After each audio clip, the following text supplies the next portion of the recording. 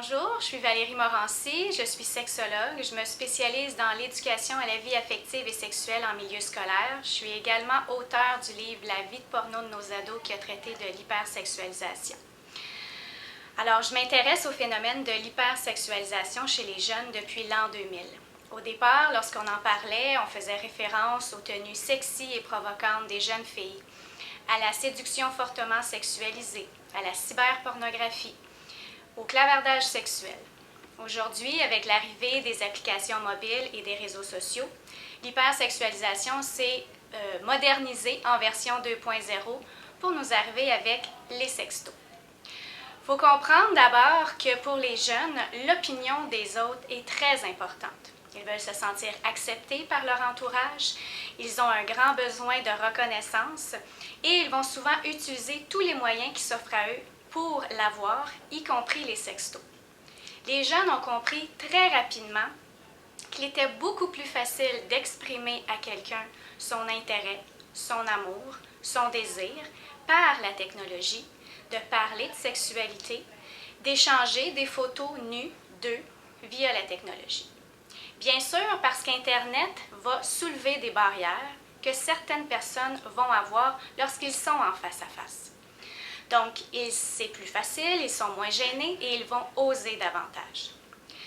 En tant que parent, une des premières choses à faire est d'amener votre jeune à se poser les bonnes questions avant qu'ils publient leur contenu ou leurs photos sur Internet pour qu'ensuite ils puissent faire les meilleurs choix pour eux.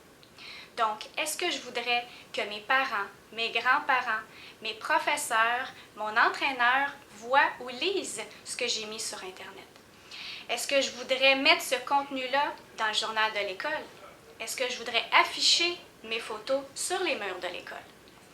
Bien sûr que tout ça implique également l'idée d'amener les jeunes à réaliser l'importance de mettre leurs limites sur l'espace numérique et aussi de respecter celles des autres, de se questionner sur qu'est-ce qui est acceptable et inacceptable pour eux en lien avec les sextos.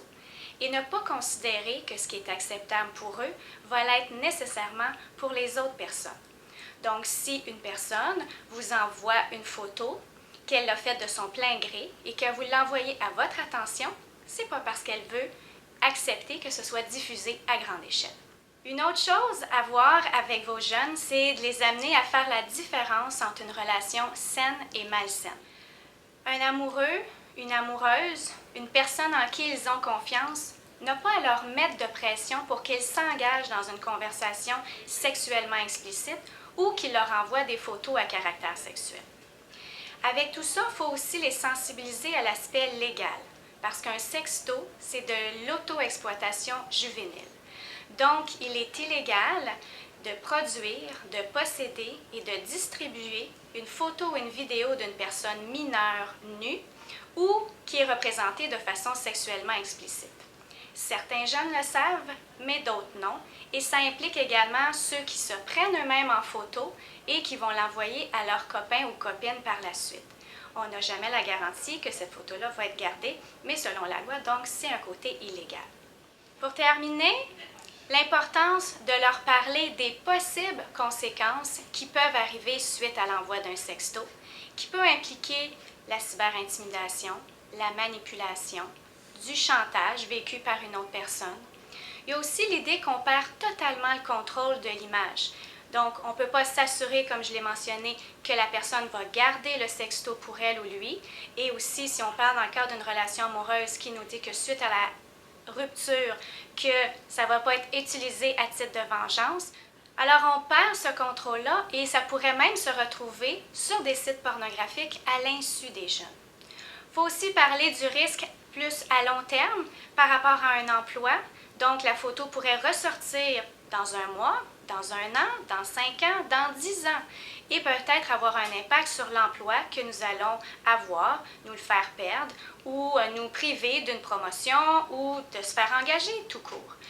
Aussi, ça pourrait affecter la réputation de la personne et au moment où on a envie d'entrer en relation amoureuse, bien, est-ce que la personne va s'intéresser à nous pour les bonnes raisons? Est-ce qu'on n'a juste pas envie d'être avec une personne qui s'est retrouvée sur Internet, donc de telle façon, dans telle position ou dénudée? Et finalement, comme je l'ai mentionné tantôt, il y a l'aspect de la poursuite qui est un des risques également à envisager.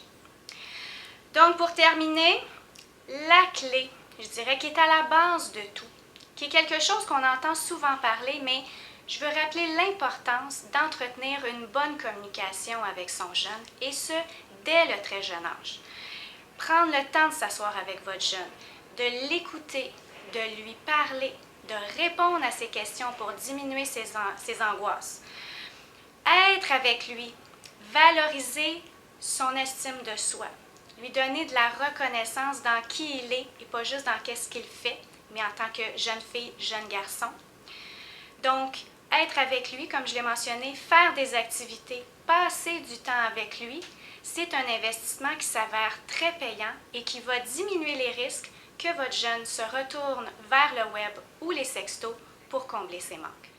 Alors, pour toute question ou information, vous pouvez me rejoindre sur mon site internet www.valeriemorancy.ca ou également venir cliquer j'aime sur ma page Facebook pour une sexualité en santé. Je vous remercie beaucoup.